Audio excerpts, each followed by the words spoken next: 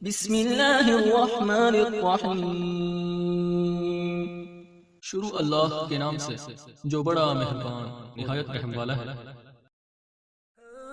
تعلیمات قرآن و اہل بیت کی تبلیغ و ترویج کے لیے ابو ابراہیم آغا علی روحانی کا ساتھ دیں۔ ہمارا یوٹیوب چینل خود بھی سبسکرائب کریں اور اپنے احباب کو بھی دعوت دیں۔ اعوذ باللہ من الشیطان الرجیم، بسم اللہ الرحمن الرحیم، الحمد للہ والصلاۃ والسلام علی اہلہا، اللہم صلی علی محمد وآل محمد وعجل فرجہم۔ محترم ناظرین و سامعین، السلام علیکم ورحمۃ اللہ وبرکاتہ۔ آج کی نئی ویڈیو کے ساتھ حاضر خدمت ہے، میں ہوں علی روحانی اور آپ دیکھ رہے ہیں ہمارا آفیشیل یوٹیوب چینل۔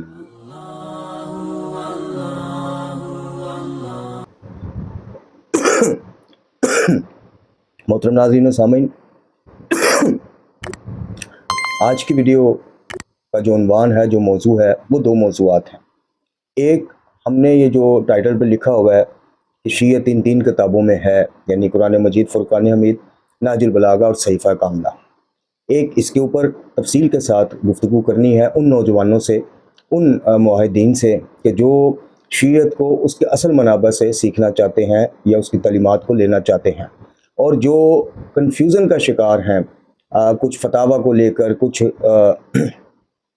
امامہ پوش کی تقاریر اور تحاریر کو لے کر، کچھ جو رسومات دن بدن شیعت رسومات کی نظر ہوتی جا رہی ہیں، ان کو دیکھ کر جو کنفیوز کم ہے بلکہ بد دل زیادہ ہیں۔ جی، ایسے بے شمار نوجوان ہیں کہ جو چونکہ آج دور جدید میں سوشل میڈیا نے ہر چیز عیاں کر دی ہے۔ آج تقیہ کا دور گزر چکا، آج چیزوں کو چھپانے کا دور گزر چکا، آج نوجوانوں کو دھوکہ دینے کا دور گزر چکا۔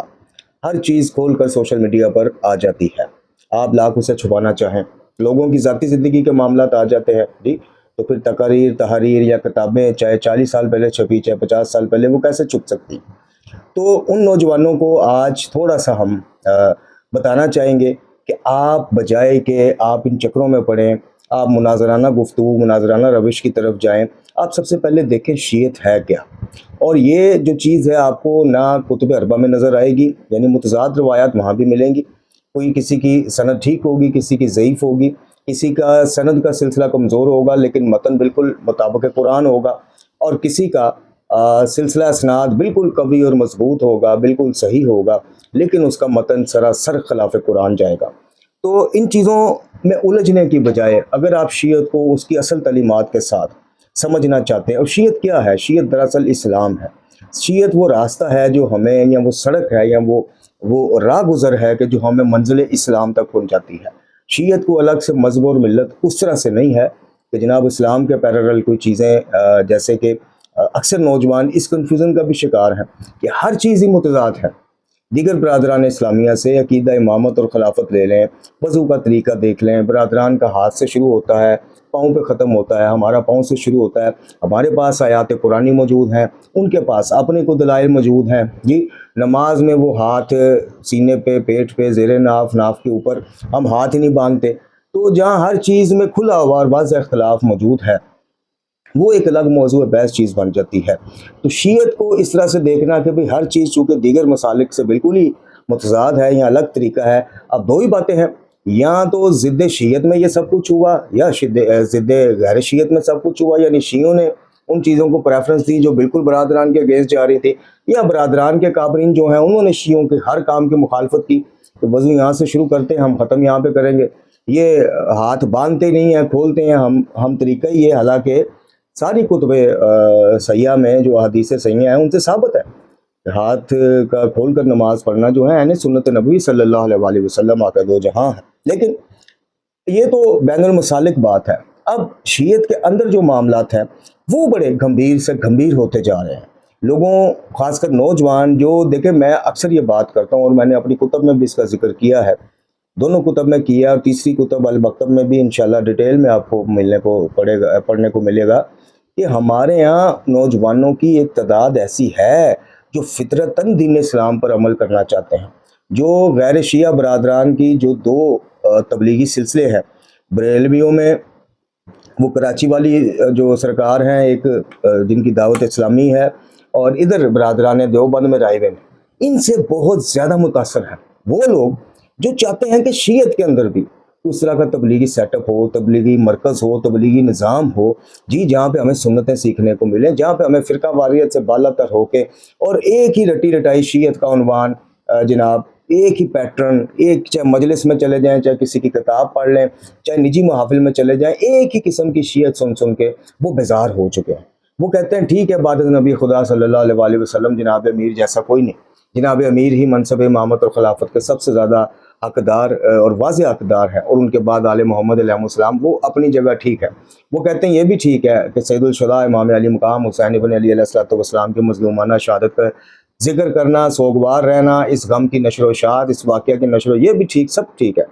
लेकिन कोई ऐसा भी तो प्लेटफार्म हो कि जो हमें बींगा मुस्लिम, ये तो बींगा शिया सारी चीज़ें देखे, शियत के लिए ज़रूरी है। अली वलील्लाह का इकरार जो है वो शियत के लिए ज़रूरी है। इमाम को मनसूस मिनल्लाह मानना ये मुसलमान होने के लिए ज़रूरी नहीं है। अच्छा, अब ये भी मामला आता है कि जी जब एक चीज़ मुसलमाते उसमें से है ही नहीं है कि जिसके इकरार के बगैर बंदा मुसलमान ना रह सके, तो फिर ये मनसूस मिनल्लाह कैसे होता हो गया? ये एक अलग मौजूद बहस है जिसका पूरा बाब हमने अल मकतब में बांधा है, यहाँ पे गुंजाइश नहीं। हाँ, यूट्यूब पर हमारे सिलसिला इमामत पर 3 से 4 या 5 दुरूस मौजूद हैं, मुख्तलिफ औकात में हमने रिकॉर्ड करवाए थे, वो देख लीजिए।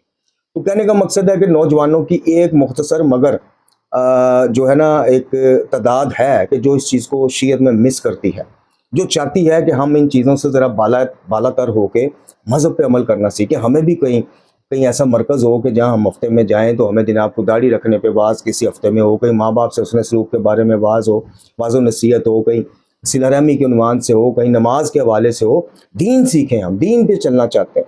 हम उनको आ जाके, क्योंकि हमने मिंबर से पैगाम ही गुज़श्ता 40 सालों से 50 सालों से गाली ज़ाकिरों को हीरो बना कर जी, छमू मरासी टाइप लोगों को हमने हीरो बना कर हमने एक स्ट्रॉन्ग मैसेज ये दिया नौजवानों को कि जनाब इस्लाम, जन्नत, ये सारे उन्वानात 2 चीज़ों में रख दिए गए हैं। एक फ़ज़ाइल सुन के वाह वाह, एक मसाइब सुन के हाँ हाँ, बस दैट्स ऑल, आपका बेड़ा पार। आपने जितना ऊंची नारा हैदरी लगा दिया और जितना ऊंची गिरिया कर लिया, बस ये वाजिबात अदा करना, शरीयत पे चलना, ये तो आप मुसलमान नहीं भाई, आप उनसे उसकी एक रिफाइंड किस्म है मुसलमानों की, जिसे मोमिन कहा जाता है, आप तो वो हैं। ये तो दीगर मुसलमानों के लिए हाजी, उम्रा, ज़कात, वाजिबात, गंदगी से बचना, पाकी में रहना, शरीयत के मुहर्रमात से परहेज़ करना, वाजिबात पे अमल करना। हमारे यहाँ ये कहा भाई आप तो मोमिन हैं, ये तो मुसलमानों के काम है। आपको तो अल्लाह ताला ने चुन लिया है मसाइब हुसैन पे गिरिया करने के लिए, सीने ज़ख्मी करने के लिए, कमरे छीलने के लिए, ब्लेड मार मार के और कोयलों पे चल, ये आपने 3-4 रसूमात अदा कर दी, आप मोमिन हो गए, आप पे ठप्पा लग गया मोमिन। इसी के इरादे में हमने ये है मोमिन किताब लिखी है, जिन्होंने नहीं पढ़ी वो मुतवज्जे हों इस तरफ। बहरहाल, तो मेरी आज उनसे गुजारिश ये है नौजवानों से, जो पढ़े लिखे नौजवान हैं, जो सुनी सुनाई के पीछे नहीं, जो बड़े इमामों के बोझ तले दब नहीं जाते कि यार ये तो इतना बड़ा नाम है, इतना बड़ा मामा है, उसके बोझ तले दब जाएं, ये फलाने मोहतरम है। और भाई आपके वालिद मोहतरम भी हों, हमारे वालिद मोहतरम भी हों, अगर हमें अकायद के उन्वान से वो किसी चीज़ की बाबत बात करेंगे, हम उनसे दलील मांगेंगे। अकायद का मामला वैसा नहीं है कि क़यामत वाले दिन किसी की शिफात हमें काम दे जाएगी या किसी की सिफारिश काम दे जाएगी। हाँ, फ़ुरूआत में मुज्तहिदीन हैं, आपके पास इतना वक़्त नहीं, इतना इल्म नहीं, इतना ज़हन नहीं, इतनी मार्फत नहीं कि आप मसाइल को कुरान और हदीस से अख़ज़ कर सकें। उसके लिए आप किसी भी मुज्तहिद के इल्म पर एतमाद करके उस मसले में उसकी तकलीद कर लेते हैं, उस मसले में स्पेसिफिकली, तो आप क़यामत वाले दिन बरीउल ज़िम्मा हो सकते हैं। ये नहीं मैं कहता कि यकीनन हो जाएंगे, मुज्तहिदीन तो छाप देते हैं कि इस किताब पे अमल करने से आप बरीउल ज़िम्मा, हालांकि ये गारंटी दुनिया का कोई शख्स दे ही नहीं सकता। बहरहाल वो एक अलग मौजूद बहस है। अकायद के ज़िमन में ये मामला नहीं चलेगा। तो अकायद के ज़िमन में वालिद मोहतरम हो, उस्ताद मोहतरम हो, उस्ताद बुजुर्गवार हो, दुनिया का जितना मर्जी बड़ा नाम हो, हमेशा मोहतात रहें, बगैर दलील के किसी के पीछे ना चलें। और दलील कुरान से साबित होनी चाहिए, ये मैं नहीं कह रहा, ये आका करीम सल्लल्लाहु अलैहि वसल्लम ने भी फरमाया। इमाम सादिक अलैहिस्सलाम ने भी मौत जगह इसी अलकाफ़ी में, अलकाफ़ी को कुरान से ज़्यादा अहमियत आज दी जा रही है। और ये हसन अल्लाह यारी जैसे फितने, इसके ऊपर हम बाद में आते हैं। ये बरमला कह रहे हैं कि सूले काफ़ी सारी मोतबर है, कुरान नाकस, माज़अल्लाह सुम्मा माज़अल्लाह जी। तो अलकाफ़ी हो, अल-इस्तिब्सार हो, तहज़ीबुल अहकाम हो, मन याज़ुल फ़क़िया हो, मन याज़ुल फ़क़िया के अलावा कोई और भी किताब हो, एहतिजाज तिब्रिसी हो, कोई भी हो, ये मजमुआ है। मुख्तलिफ मुतज़ाद रवायात भी आपको इनमें मिल जाएंगी। तो शीयत को समझना अगर आपने, اگر آپ پرائمری لیول پہ ہیں، بنیادی لیول پہ آ رہے ہیں اور پرائمری تک پہنچ رہے ہیں، ابھی آپ نے مڈل میٹرک اور آگے نکلنا ہے، تو پھر رک جائیں، شیعت کو قرآن ترجمے کے ساتھ پڑھیں، آپ کو شیعت سمجھ جائے گی کہ شیعت یعنی راستہ. میں بار بار کہہ رہا ہوں، اسلام منزل ہے، اسلام ہی ہمارا محاصل ہے، اسلام ہی ہمیں ہمارا دین اور مذہب اور ملت ہے. اب یہ فرقے بن گئے ہیں، یہ راستے بن گئے ہیں. یعنی اسلام تک کوئی حنفی راستے سے ہو کے پہنچتا ہے، اسلام تک کوئی اہل حدیث راستے سے ہو کے پہنچتا ہے اپنے تئیں، کوئی دیوبند راستے سے اور کوئی شیعہ راستے سے ہو کے. یہ راستے ہیں، یہ فرقے وہ والے فرقے نہیں ہیں جیسے علماء یہود نے بنا لیے تھے. بہرحال اب کام تو ادھر بھی کوئی پیچھے نہیں رہ گیا، انہوں نے بھی اپنا اپنا فرقہ جنت تک پہنچا دیا ہوا ہے. سب نے، شیعہ ہو، دیوبندی ہو، اہل حدیث ہوں، بریلوی ہوں، اور انہوں نے تو مطلب اپنے بزرگان کو، اپنے باء و اجداد سمیت اپنے اپنے مسالک کے پیروکاروں کو جنت کی ٹکٹ دے دی ہوئی ہے بھائیو. یہ اپنے طور پہ کام علماء یہود سے کہیں پیچھے نہیں رہ گیا. لیکن خیر شیعت کو پڑھنے کے لیے، سمجھنے کے لیے، اگر ان 3 کتابوں کا مطالعہ آپ اپنی زندگی میں واجب قرار دے دیں، قرآن کا ایک صفحہ پڑھیں ترجمے کے ساتھ، تفسیر سے فی الحال سلام کر لیں ترجمے کے ساتھ، کیونکہ ترجمے میں زیادہ ڈنڈی لگ ہی نہیں سکتی، لفظوں کا ہیر پھیر ہو ہی نہیں سکتا زیادہ جی. اور یہی وجہ ہے کہ تفسیروں میں آگے معاملات اور کہیں سے کہیں چلے جاتے ہیں. ترجمہ تقریباً ہر مسلک کے اس کا مترجم کا ایک جیسا ہی ہوتا ہے، تھوڑا 19-20 کے فرق کے ساتھ. تو قرآن کو ترجمے کے ساتھ پڑھیں، چاہے ایک صفحہ پڑھیں. نہج البلاغہ کا چاہے ایک خطبہ پڑھیں، ایک خط مکتوب پڑھ لیں، ایک واضح نصیحت والے جو کلمات کثار ہیں وہ ایک روز کا پڑھ لیں، ترجمے کے ساتھ پڑھیں، لازمی پڑھیں. اور اسی طرح صحیفہ کاملہ کی آپ آدھی دعا، ایک بھی پوری نہ پڑھیں، آدھی ترجمے کے ساتھ روز پڑھنا شروع کر دیں. آپ اس چیز کے عامل جس دن بن گئے، یعنی آپ نے، جیسے ایک حدیث رسول صلی اللہ علیہ وسلم کا مفہوم مبارک ہے کہ جو مومن کسی عمل نیک میں 40 دن اس پہ استقامت کے ساتھ اس کو سر انجام دیتا ہے، اللہ تعالیٰ اس کے دل اور زبان سے حکمت کے چشمے جو ہے پھوڑ دیتا ہے، اور اس کی آنکھوں میں اتنی بصیرت دیتا ہے کہ وہ معاملہ فہم بن جاتا ہے، دور اندیش بن جاتا ہے. تو کم از کم 40 دن ذرا یہ کر کے دیکھیں. ساری دنیا جہاں کی کتابوں کو فی الوقت سائڈ پہ رکھنا، یہ نہیں میں کہتا پڑھنا چھوڑ دیں، لیکن اپنی بنیاد مضبوط کرنے کے لیے، اپنے آپ کو اس معیار تک لانے کے لیے کہ جہاں دیکھیں وہ معیار کیا ہے. وہ معیار یہ ہے کہ آپ اصول کافی پڑھ رہے ہوں، آپ الاستبصار پڑھ رہے ہوں، آپ یہ احتجاج تبرسی پڑھ رہے ہوں، آپ کوئی بھی کتاب پڑھ رہے ہوں. جب آپ قرآن، نہج البلاغہ، صحیفہ کاملہ کے امتحانات میں سے انشاءاللہ پاس ہو کر، یعنی بار بار ترجمے کے ساتھ آپ 2-2 3-3 دفعہ یہ ساری کتب پڑھ چکے ہوں، تینوں کتب، اس کے بعد آپ کوئی بھی کتاب پڑھ رہے ہوں گے، آپ کے لیے خلاف قرآن اور مطابق قرآن کا فیصلہ کرنا میرے بھائیوں کوئی ناممکنات میں سے نہیں دے گا. کسی سے پوچھنے کی آپ کو احتیاج ہی نہیں رہے گی. آپ یقین کیجئے اچھا اب لوگ اکثر یہ کہتے ہیں کہ جی دیکھیں یہ کیسی جہالت والی بات ہے جی، نہج البلاغہ، صحیفہ کاملہ یہ عقائد کی کتابیں تھوڑی ہیں، احکام کی کتابیں تھوڑی ہیں. یہ شیعت میں صرف یہی کچھ، تو خدا کی قسم شیعت میں بعد از قرآن اگر کچھ ہے تو یہی 2 کتاب، یقین کیجئے. باقیوں میں تو جو گل کھلائے گئے ہیں، سارا نہ ضعیف مواد ہے، سارا نہ ٹھیک مواد ہے. جو گل کھلائے گئے ہیں، نماز استغاثہ بھی تو ہماری کتابوں میں ہی ہے کہ جہاں سجدے کی حالت میں واضح کہا جا رہا ہے کہ فلاں مقدس ہستی کو 100 دفعہ پکارو. ایک اور اسی کال کافی کی روایت میں جناب جبرائیل کو سجدے کی حالت میں منت پوری کرنے کے لیے بلایا جائے، حاجت پوری کرنے. یہاں کہاں جائیں گے آپ؟ یہ نہج البلاغہ سے آپ کو قائد میں ملیں گے، اللہ کی توحید کا بیان ملے گا، آپ کو قرآن کی عظمتوں کا بیان ملے گا، آپ کو آقا پاک صلی اللہ علیہ وسلم خاتم الانبیاء کی عظمتوں، محنتوں کا بیان ملے گا بزبانِ کس کے؟ جناب امیر المومنین علی بن ابی طالب کے. آپ کو نہج البلاغہ میں توحید نکھری ہوئی ملے گی، آپ کو نہج البلاغہ میں واضح مولا علی کہتے ہوئے ملیں گے، خبردار جب سوال کرو اللہ سے کرو، دینا نہ دینا بس اسی کے اختیار میں. اسی نہج البلاغہ میں آپ کو جناب امیر المومنین یہ کہتے ملیں گے کہ جب منتے مراد، اپنی منتے اور مرادیں اس سے بھی نہیں، اسی سے مانگتے رہو. اسی نہج البلاغہ میں جناب امیر المومنین نمازوں کے الگ الگ اوقات کار میں ادا کرنے کے فضیلت اور فضیلت والے وقت آپ کو بتاتے ملیں گے. اسی نہج البلاغہ میں مکتوبات میں جناب آپ کو اقتصادیات ملیں گی، جنگی ساری وہ چیزیں ملیں گی. آپ کو امام کی شخصیت کے کئی پہلو کھل کے سامنے آئیں گے کہ امام دوسروں کی طرح جو ہے وہ جنگ میں، اور وہ جو کہتے ہیں everything fair in love and war, یہ آئمہ نے یہ اصول خاص کر مولا علی نے کیوں نہیں اپنایا؟ انہوں نے شریعت کو ہی ہمیشہ ملوز خاطر کیوں رکھا، چاہے جنگ ہے، چاہے امن ہے، چاہے کچھ بھی ہے. اور شریعت سے بڑھ کے کیا ان کو اپنے بچے تک بھی محبوب تھے، اپنے صحاب محبوب تھے، جو آپ اور میں محبوب ہو جائیں گے شریعت کو پامال کرنے والے. یہ ساری چیزیں آپ کو نہج البلاغہ میں ملیں. صحیفہ کاملہ کی طرف آ جائیے. कहने को वो दुआएं हैं। अच्छा जी, दुआ का ताल्लुक अगर अकीदे के साथ नहीं है तो इस मौलवी से पूछिए, उस जाकर से, उस मुल्ला से पूछिए जो कहता है जी सहीफा कामला कौन सी अकीदे की किताब है, उससे ये सवाल कीजिए कि बेवकूफ़, अगर दुआ का ताल्लुक अकायद के साथ नहीं है तो फिर किस चीज़ का ताल्लुक अकीदे के साथ है? सहीफा कामला की तरफ आ जाइए, उस दुआओं में आपको तौहीद, निखरी और नंगी तौहीद मिलेगी। उस दुआओं में मांगने का सलीका आपको मिलेगा। उनकी उस सहीफा कामला की दुआओं से आपको ये मार्फत मिलेगी कि देने पे कुदरत रखने वाला सिर्फ एक है और वो है खालिक, जिसके अलावा हर चीज़ खल्क हुई है और उसी ने खलक की है। अब जो चीज़ उसने खलक की है, ये उससे बड़ी उसकी तौहीन क्या होगी कि तुम उस खालिक को छोड़ के उस मखलूक को बराह रास्त वसीले और वास्ते के नाम पे पुकारना शुरू कर दो। ये शऊर भी आपको सहीफा कामला में मिलेगा। आपको ये चीज़ भी सहीफा कामला में मिलेगी कि मुख्तलिफ मामलात के लिए अल्लाह रब्बुल इज़्ज़त को पुकारना कैसे है। सबसे बड़ी जो चीज़ आपको सहीफा कामला में, जो एक मुआहिद के, एक मलंगी के नहीं, गाली के नहीं, गालियत और मलंगियत के जसूमों की पैदावारों से नहीं, एक मुआहिद के दिल को जो सबसे बड़ी चीज़ ठंडक देती है, आंखों को ठंडक देती, दिल को मुतमिन करती है, वो ये है कि वो देखेगा कि सहीफा कामला की किसी एक दुआ में भी इमाम ने वास्ता के नाम पे, वलायत तकवीनी के नाम पे, वास्ता फैज़ के नाम पे, शफात के उन्वान से कभी अपने आबाओ बिजदाद मासूमीन जो गुजर गया इमाम से पहले जी, उनको नहीं पुकारा, उनका वास्ता और उनके मुकाम का वास्ता अल्लाह को पेश किया, पुकारा अल्लाह को।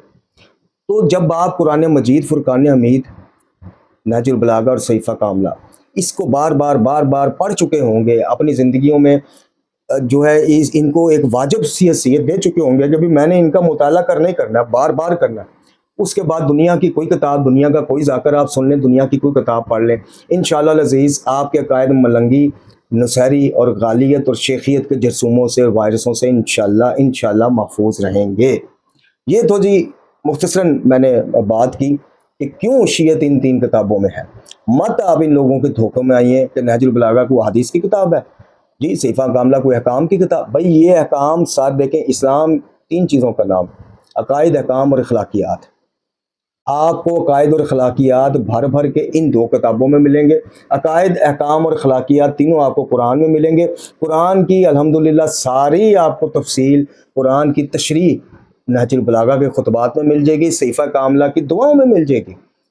अहकाम सीखने का मामला बाद में है, वो तो आपको हमारी कुतुब अरबा में एक जगह लिखा नजर आएगा कि शराब कपड़ों पे लग जाए तो नमाज नहीं हो सकती। उसी किताब में आगे जाके लिखा होगा कि हो सकती। आपको हमारी कुतुब अरबा में ही नजर आ जाएगा कि कौवा खाना लाल है, और उसी कुतुब अरबा में आपको नजर आ जाएगा कि कौवा खाना हराम है। वो तो मामले फिर वो आगे से आगे चले जाएंगे ना, वहाँ आपको किसी एक अहले इल्म यानी साहिब राय मुजतहिद की उस पर एतमाद करना पड़ेगा। लेकिन अकायद में आपको अल्लाह के कुरान के, मोहम्मद और आले मोहम्मद अलैहिस्सलाम के फरमान पर एतमाद करना पड़ेगा, और उसका म्यार जांचने के लिए कुरान के करीब आना ज़रूरी है। और बाद अज़ कुरान ये 2 किताबें नहजुल बलागा और सहीफा है कामला। अब आ जाइए यारी की तबाहकारी। देखिए अभी मैं आपकी खिदमत में एक क्लिप पेश करता हूँ। मैंने अपनी मुअत्तद वीडियो में एक बात बार कही थी, और वो बात ये थी कि जनाब हम बड़े हीरो बने हुए हैं, और हम ये कहते हैं कि हसन अल्लाह यारी ये नामी वायरस जो है, ये इसके आगे तो जनाब वो पंजाबी में कहते हैं कि वो खंग दे नहीं देते। जो मौलवी जाते हैं जनाब, चाहे अहले हदीस से जाएँ, चाहे बरेलवियों से जाए, चाहे देवबंदियों में से, सारे जनाब शिकस्त खा के वापस आते हैं। और मैं अक्सर आपको अपनी वीडियोज़ में, आप मेरी वीडियोज़ उठा के देख लें, ये यारी वायरस के मौजू पर जितनी वीडियोज़ हैं, मैं आपको ये कहता था कि ये आपकी खाम ख्याली है कि वो जाते हैं शिकस्त खाने के लिए, वो जाते हैं मुनाजरा करने के लिए, और मेरे भाइयों वो जाते हैं शीयत को एक्सपोज करने के लिए। वो चाहते हैं कि हसन अल्लाह यारी की ये खुराफात और बकवासात और मुगलजात ये बकता रहे। क्यों? क्योंकि जो हादे से ज़्यादा अहले सुन्नत इत्तेदाल पसंद थे, अब थे मैं कहूँगा, उनको शीयत के बारे में नरम गोशा रखने से रोकता है हसन अल्लाह यारी। और जो गैर शिया काबरीन हैं वो अपनी उस अवाम को कि जो नरम गोशा रखती थी कि जनाब इनको मारा जाता है, ये मजलूम है, ये बेचारे नबी के नवासे को जो है वो पुरसा देते हैं, आप लोगों को बुरा लगता है, ये मौला अली के दीवाने हैं तो आप लोग इनको मार दौड़ते हैं, ये वो, अपनी उस अवाम को शियत से दूर करने का बेहतरीन मौका गैर शिया काबरीन और मुतशद्दद ज़हन के काबरीन के हाथ दिया इस यारी नामी मरदूद वायरस ने। खुदा की कसम ये बंदा मुदाफ़े शियत जिसे आप कहते हैं, शियत का कितना बड़ा नुकसान करेगा या कितना बड़ा दुश्मन है, ये आपको इंशाल्लाह वक्त के साथ साथ पता चलेगा। वो बदबख्त है इंसान जो कुरान को नाकस कहने वाले इस मरदूद को अपना हीरो समझता है, अहले बैत का मौजा समझता है। वो बदबख्त और जाहिल इंसान है جو امام علی زین العابدین علیہ السلام کے مظلوم بیٹے حلیف القرآن مومن متقی شجاع جناب زید شہید علیہ السلام کے گستاخ اور ان کو ناسبی کہنے والے اس بدبخت اس افغانی جرثومہ جو امریکہ میں آج بیٹھا ہوا ہے ٹیکسی ڈرائیور جی، اس کو جو سپورٹ کرتا ہے اور جناب زید شہید کی توہین کرتا ہے وہ بدبخت اور جاہل ہے. یہ وقت کے ساتھ ساتھ چیزیں انفولڈ ہوں گی، آپ کو لگ پتہ جائے گا کہ حسن اللہ یاری نے صرف آپ کی آخرت تو وہ لے ہی گیا، جو اس کے پجاری ہیں، جو اس کے حواری ہیں، جو اس کے نوکر ہیں، ان کی آخرت تو گئی، قبر برزخ تو گئی معاملات. آپ کو انشاءاللہ بہت جلد پتہ چلے گا کہ وہ آپ کی دنیا کو بھی اجاڑ گیا، وہ آپ کے بچوں کے مستقبل کو خطرے میں ڈال گیا. تو میں اکثر آپ سے یہ کہتا تھا کہ یہ جو برادران میں سے غیر شیعہ میں سے متشدد قسم کے لوگ ہیں، ناسبی اور خوارج کی ذہنیت کے جو لوگ ہیں، یہ وہاں پہ اپنے بندے اگر بھیجتے ہیں تو اس لیے نہیں کہ اس سے مناظرہ کرو، وہ بھیجتے ہیں کہ جا کے ذرا تیلی لگاؤ، اس کو اور کھولو، یہ اور بکواس کرے، یہ خلفاء ثلاثہ کی تکفیر کرے، یہ امہات المومنین کی تکفیر کرے، بکواسیات کرے، یہ قرآن کو کھل کے ناقص کہنا شروع کر دے، تاکہ ہمارا نیریٹو جو پچھلے 1300 سال سے چلتا آ رہا ہے کہ شیعوں کا قرآن اور ہے، شیعہ تو اس قرآن کو مانتے نہیں. دیکھا، اب بتائیں، اب کیوں نہیں ساجد نقوی صاحب، اب کیوں نہیں ریاض نجفی صاحب، اب کیوں نہیں سیستانی صاحب، اب کیوں نہیں فلان صاحب اٹھ کے واضح طور پہ کہتے ہیں کہ حسن اللہ یاری بکواس کر رہا ہے، ہم اسی قرآن کو مانتے ہیں. ایک کسی کابر نے بتائیں حرمت قرآن کے اوپر، قرآن کو ناقص کہنے کے اوپر آپ کے کسی ایک مجتہد کا مجھے فتویٰ دکھائیں جو حسن اللہ یاری کے خلاف آیا ہو، ایک کا، سنگل کا. تو پھر لوگوں کو آپ بچہ بنا لیں گے یہ کہہ کے کہ مت کہو اہل سنت ہمارے بھائی ہیں، کہو کہ ہماری جان ہے. ادھر اہل سنت کے بزرگان کے پلے کو وہ کچھ نہیں چھوڑ رہا اور آپ اس پر خاموش ہیں. ہاں، حوزہ علمیہ کم کے اوپر اس نے جو بکواسیات کی اس پر فتوے آ گئے، اس پر میرے بھائیوں فتوے آ گئے، وہ تو ان برداشت نہیں ہوئی، قرآن کی تو ان برداشت ہو گئی، قرآن کے اوپر لب خاموش ہے. اور کھاتے کس کا ساری عمر؟ قرآن اور اہل بیت. تو اب آپ یہ کلپ سماعت فرمائیں. حافظ ابتسام علیہ ظہیر صاحب ہیں، مرکزی جمعیت اہل حدیث کے سربراہ ہیں، اور ان کے والد بھی جو ہے شیعہ مخالف اکابرین میں سے ان کا نمایاں مقام تھا، اختلافات رکھتے تھے بریلویوں سے بھی شیعوں سے بھی.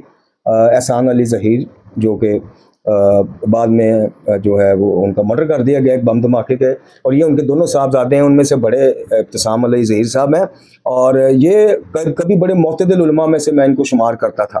اور یہ وہ اسکالر ہیں جو کہتے تھے جی میری والدہ شیعوں کا جو جلوس گزرتا تھا 9 محرم کا، اس میں پانی میری والدہ پلاتی تھیں، اور آج یہ شیعہ کو شیعہ نہیں رافضی کے علاوہ بلاتے نہیں ہیں، اور اس میں کچھ ان کے ناسبیت جو گھس گئی اس کا قصور ہے، کچھ یہ یاری جیسے ہمارے جو ولن جرثومے آ گئے ہیں ان کی تباہ کاریوں میں سے ایک تباہ کاری ہے کہ ہم نے بہت زیادہ ایسے معتدل لوگ انتہا پسند لوگوں میں تبدیل کر دی ہیں کہ جو معتدل رہ کے شیعہ کے تحفظ کی، شیعہ کے مسلمان ہونے کی بات کرتے تھے اور اس کا پیغام آگے لے کے چلتے تھے. بہرکیف آج آپ کو میرا موقف حافظ ابتسام علیہ ظہیر صاحب خود ان کی زبانی سنیے کہ جو میں آپ سے کہتا تھا کہ یہ اپنے بندوں کو حسن اللہ یاری سے مناظرہ کرنے نہیں بھیجتے، اس سے جیتنے کے لیے نہیں بھیجتے، یہ اس کو اور کھولنے کے لیے بھیجتے ہیں تاکہ لوگوں کی آنکھوں سے وہ پٹی اترے، اور لوگ جو معتدل مزاج، ایک بالکل میں کہتا ہوں کہ ایک بالکل معصوم اور صلح پسند آدمی بھی کہے کہ نہیں یار، لوگ صحیح کہتے ہیں شیعہ ہے ہی کافر ہے، معاذ اللہ، شیعہ تو ہے اسی قابل ہے کہ ان کی تکفیر کی جائے، ہمارے صحابہ کے بارے میں توبہ توبہ ایسی باتیں کرتے ہیں، اس لیے وہ اس کو چھیڑتے ہی نہیں، وہ کہتے ہیں لگا رہے، ہور کر، ہور توہین کر. اگر آپ کو یقین نہیں آتا تو حافظ ابتسام علیہ ظہیر سے سوال ہوتا ہے کہ جناب پوری قوم اہل حدیث میں، یعنی مفہوم پیش کر رہا ہوں، کوئی ایک بندہ ایسا نہیں ہے کہ جو حسن اللہ یاری کو جواب دے سکے. تو جناب حافظ ابتسام علیہ ظہیر صاحب کیا کہتے ہیں کہ ہر شر میں سے بھی کوئی خیر نکلتی ہے، اور اس شر میں سے یہ خیر نکلی ہے کہ شیعہ اور شیعت ایکسپوز ہو رہی ہے. حسن اللہ یاری جو کر رہا ہے، یہی تو ہم دنیا کو بتانا چاہ رہے تھے کہ شیعہ اندر سے یہ ہیں، اتنے کالے دل والے ہیں جو صحابہ اور امہات المومنین کے بارے میں کیا عقیدہ رکھتے ہیں. تو حسن اللہ یاری جو کر رہا ہے تو وہ تو شر میں سے خیر نکل رہی ہے کہ شیعت ایکسپوز ہو رہی ہے. اب آپ یہ گفتگو ان کی سماعت فرمائیے، پھر بات کرتے ہیں. ایک حسن اللہ یاری کے نام سے ایک شخص ہے رافضی، وہ اس قدر خبیث انسان ہے کہ وہ صحابہ کرام کی گستاخیاں کرتا ہے، اور نعوذ باللہ الیاد باللہ کفر، کیا کہتے ہیں کہ نقل کفر، کفر نباشد، اللہ نہ کرے کہ ایسی زبان ہمارے پاس ہو کہ ہم ایسی بات کہیں. وہ نعوذ باللہ یہاں تک کہتا ہے جی ابو بکر کا ایمان ثابت کریں، نعوذ باللہ من ذالک، نعوذ باللہ عمر رضی اللہ تعالیٰ کا ایمان ثابت کریں. شیخ محترم اس کو جواب دینے والا کوئی بھی نہیں ہے. حمدللہ بھائی، بنیادی طور پہ کئی دفعہ شر سے ایک بہت بڑی خیر نکلتی ہے. جس شخص کا آپ نے ذکر کیا، مجھے اس کا تعارف ہوا میں جب امریکہ کے دورے پہ گیا، ٹھیک ہے، تو مجھے وہاں کے لوگوں نے بتایا، اور انہوں نے الحمدللہ وہاں پہ دفاع صحابہ کانفرنس بھی رکھی اس حوالے سے باضابطہ طور پہ، کہ یہ بندہ ٹیکسی ڈرائیور ہے وہاں پہ، اچھا جی. ہاں جی ٹیکسی ڈرائیور تھا یا جو بھی، کہ یہ تو کوئی ان کو یعنی جو روافض ہیں جی یا شیعت ہے وہ بھی اس کو آن نہیں کرتی. لیکن کیوں نہیں کرتی یہ بھی سن لیں. حقیقت یہ ہے کہ اس بندے کی وجہ سے ان کا اصل چہرہ بے نقاب ہوتا ہے. میں کہتا تھا کہ شیعوں کا یہ عقیدہ ہے یا رافضیوں کا یہ عقیدہ ہے، یہ حضرت ابو بکر عمر کو کے ایمان کے بھی قائل نہیں، تو ہمارے پر انگلی اٹھتی تھی جھوٹ بول رہے ہیں. ایسا ہی ہے بالکل. یہ بات میں آپ کو بتاتا ہوں، یہ بلاگ کا دور ہے نا، سوشل میڈیا کا دور ہے، ان باتوں کا کئی بہت زیادہ اہل سنت کو فائدہ بھی ہوا ہے. صرف اس کا نیگیٹو پہلو نہ دیکھیں. ہم پہلے کہتے ہیں یار ان کا یہ عقیدہ ہے. مثال دے رہا ہوں، علماء اہل سنت کا ایک اجماعی موقف یہ ہے کہ یہ معاملہ حضرت امیر معاویہ یا سیدنا ابو سفیان کا نہیں ہے. ان کی انگلیاں سیدنا ابو بکر کے اوپر اٹھتی ہیں، سیدنا عمر پہ اٹھتی ہیں، امی عائشہ امی حفصہ کے اوپر اٹھتی ہے. یعنی یہ جو ہمیں کہا جاتا ہے اہل تشیع کی طرف سے جو معتدل علماء بنتے ہیں کہ یار آپ ذرا سیدنا امیر معاویہ کے اوپر کچھ کمپرومائز کر لیں یا سیدنا ابو سفیان، اصل میں یہ مسئلہ ہی نہیں ہے. اصل مسئلہ یہ ہے کہ آپ کی انگلیاں تو حضرت ابو بکر پہ بھی اٹھتی ہیں. آپ کا عقیدہ تو یہ ہے کہ رسول اللہ جب دنیا سے گئے معاذ اللہ سارے ہی بے ایمان ہو گئے سوائے 4 کے. نعوذ باللہ. یہ بتائیں اب وہ اصل اللہ یاری کا جو بھیانک چہرہ شیعت کا سامنے آ گیا. بالکل. اب آپ نے جو بات کی ہے یہ بات مجھے پہلے بھی پتہ لگی ہے کہ وہ سیدنا ابو بکر کے اور سیدنا عمر کے ایمان کے اوپر ڈبیٹ کرنا چاہتا ہے. بالکل. تو ان کی اصلیت بے نقاب ہونے دیں کہ اصل میں یہ ہے. یہ مرزا کہانی کراتا ہے کہ یہ مسئلہ بنو امیہ کا ہے. بنو امیہ کا بالکل ایسے ہی. آپ آ سمجھے روافض کے اکثر ایجنٹ جو ہیں وہ کہانی یہ کراتے ہیں کہ یہ مسئلہ جو ہے یہ بنو امیہ کا تھا اور یہ بنو امیہ کو اگر نکال دیں اہل سنت تھوڑے سے بیک ہو جائیں بنو امیہ سے تو یہ معاملہ حل ہونے والا نہیں ہے. یہ معاملہ اصل میں سیدنا ابو بکر اور حضرت عمر تک کا معاملہ ہے. محترم ناظرین و سامعین، آپ نے دیکھا اور سنا، بات وہی آ گئی جو میں گزشتہ کئی ویڈیو سے کہہ رہا تھا کہ آپ لوگ جو بغلیں بجاتے ہیں نا اس کے حواری اور پجاریوں کی بات کر رہا ہوں، اس کے نوکروں کی بات کر رہا ہوں جاری کے، اور دنیا جہاں سے جو چندے وہ لے رہا ہے اور دنیا جہاں سے جو وہ ڈالر لے رہا ہے لوگوں سے الگ، یوٹیوب سے الگ، اور اپنے آقاؤں جن کی گود میں بیٹھ کے وہ یہ شرارتیں کر رہے ہیں ان سے الگ. بہرحال اس کی 10 گھی میں اور سر کڑائی میں اس ٹائم آپ نے دیکھ لیا کہ اس یاری وائرس کی تباہ کاریوں میں سے ایک سب سے بڑی جو تباہ کاری ہو رہی ہے وہ یہ ہو رہی ہے کہ معتدل مزاج سنی گھرانے، سنی علماء، سنی عوام شیعت سے رفتہ رفتہ دور ہو رہی ہے. وہ کہنے پہ مجبور ہیں کہ آپ کا کوئی مجتہد یہ فتویٰ دے کہ اہل سنت کی توہین، مقدسات کی توہین رام ہے، وہ بھی تقیاتن دے گا.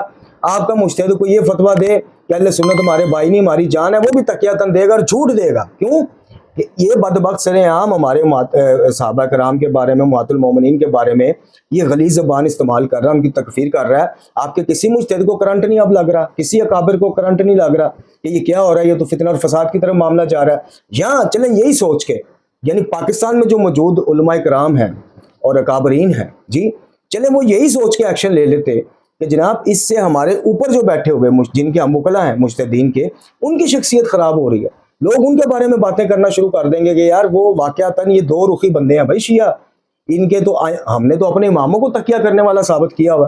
ہم نے کئی ایسی روایتیں جو ہم کہتے ہیں یہ امام نے حالت تقیہ میں بیان کی تھی. انا للہ و انا الیہ راجعون، یعنی جن کا بعد از نبی خدا صلی اللہ علیہ وآلہ وسلم شیعہ قائد کے مطابق جن کا کام ہی دین کی محافظت اور دین کی نشر و اشاعت ہے، وہی تقیہ میں چلے گئے. لو جی پیچھے کیا رہ گیا؟